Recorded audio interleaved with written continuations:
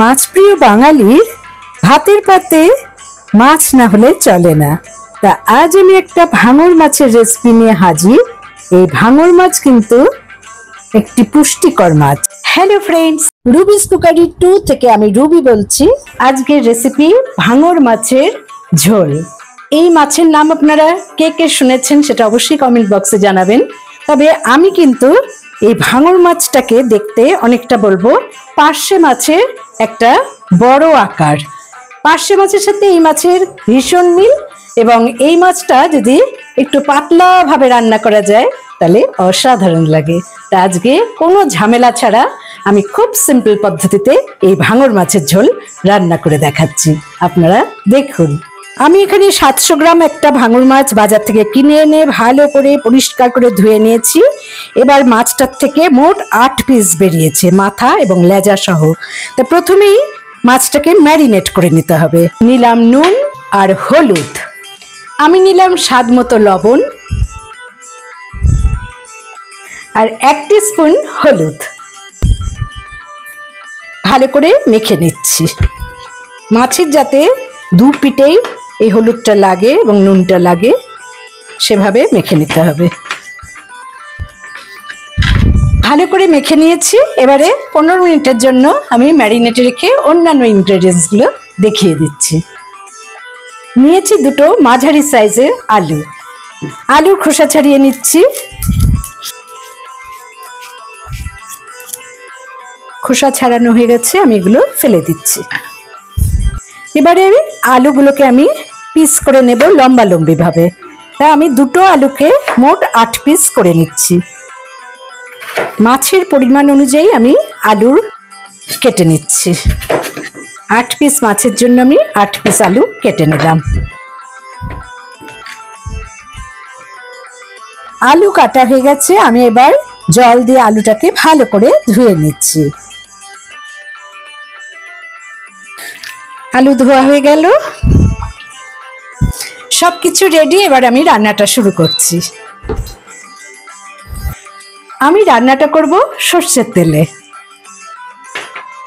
কড়া গরম করে তাতে সর্ষের তেল দিয়ে দিলাম প্রায় 4 টেবিল স্পুন।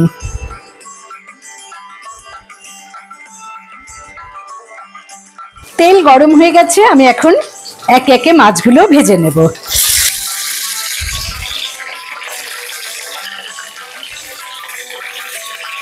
মাছগুলোকে এপিট ওপিট করে একটু লাল করে ভেজে নিচ্ছি। তবে খুব বেশি কড়া করে ভাজার দরকার নেই। এই মাছের টেস্ট অসাধারণ এবং আলাদা ধরনের একটা টেস্ট, যেটা বেশি ভাজলে নষ্ট হয়ে যায়। তা আমি মাছ ভাজা হয়ে গেছে, এবারে একটা পাত্রে একে একে মাছগুলো তুলে নেব।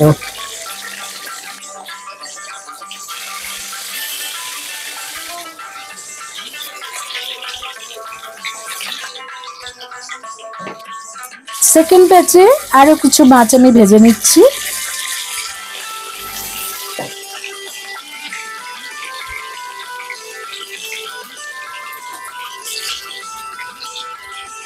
হয়ে গেল আমার মাছ ভাজা।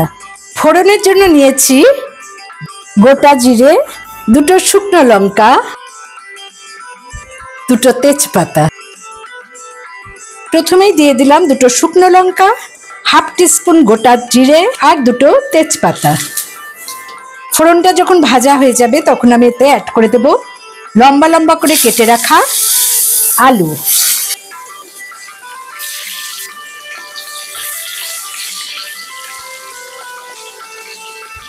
আলুটাকে সোনালি করে ভেজে নিতে হবে।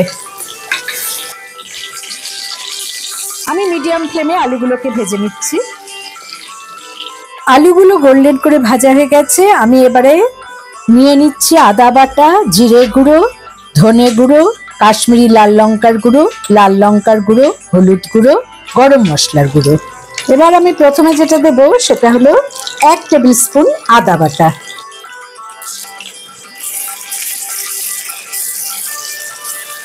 যতক্ষণ না আদার কাঁচা গন্ধটা যাবে ততক্ষণই কিন্তু এটাকে নেড়ে চেড়ে নিতে হবে। এবারে আমি মিডিয়াম সাইজ একটা টমেটো কেটে নিচ্ছি।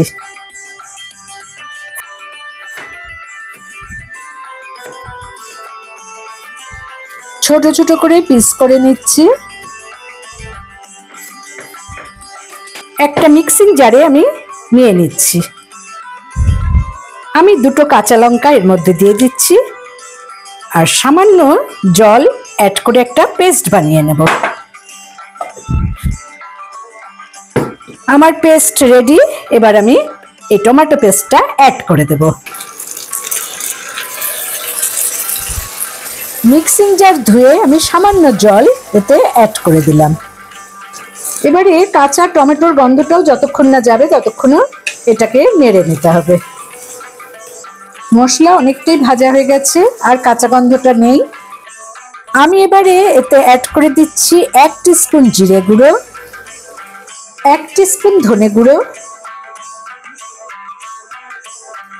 1/2 টিস্পুন হলুদ গুঁড়ো,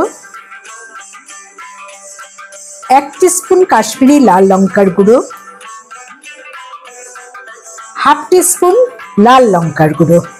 এটা আপনারা যদি ঝাল কম খেতে চান তো না দিতেও পারেন। সবকিছু ভালো করে নেড়ে নিচ্ছি। মশলার খুব সুন্দর একটা গন্ধ বেরোচ্ছে, মশলাটা ভাজাও হয়ে গেছে। আমি এবারে এতে অ্যাড করে দিচ্ছি স্বাদ মতো লবণ, দিয়ে দিলাম পরিমাণ মতো জল।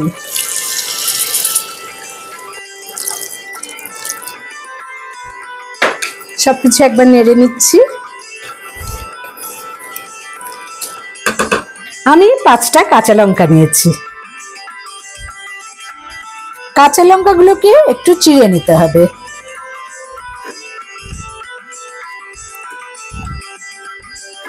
কাঁচা লঙ্কাগুলোকে চিড়ে দিলাম। এবারে মাছের ঝোলে অ্যাড করে দিচ্ছি।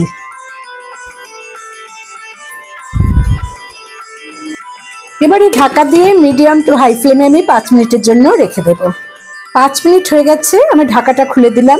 ঝোল খুব সুন্দর ফুটে উঠেছে। এবারে আমি অ্যাড করে দেব 1/2 টিস্পুন গরম মশলা। আমি একবার চেক করে নিচ্ছি যে আলুটা সেদ্ধ হয়েছে কিনা।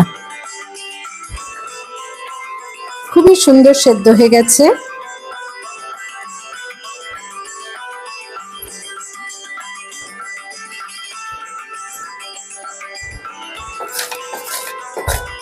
আবারও আমি 3 মিনিট এটাকে ঢাকা দিয়ে রাখছি।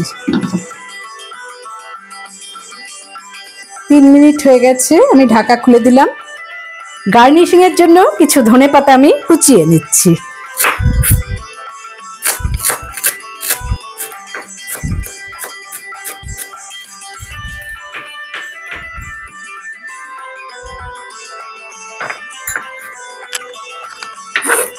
মাছের ঝোলে এটা ছড়িয়ে দিলাম।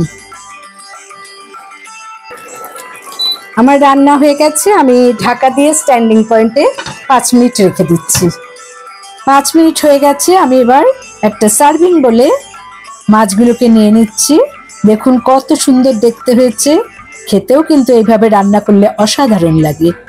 অবশ্যই আপনারা এইভাবে রান্না করুন এবং কমেন্ট বক্সে জানান যে কেমন লাগলো আপনাদের এই রেসিপি ফলো করে। আশা করি আপনাদের সকলের ভালো লেগেছে। ভালো লাগলে অবশ্যই আমার চ্যানেলে লাইক করবেন, কমেন্ট করবেন এবং শেয়ার করবেন। নতুন বন্ধুদের সাবস্ক্রাইব করার অনুরোধ রইল। পাশে বেল বোতামে অবশ্যই ক্লিক করতে ভুলবেন না, তাতে যখনই কোনো নতুন রান্নার রেসিপি শেয়ার করব তার নোটিফিকেশন সহজেই আপনারা পেয়ে যাবেন।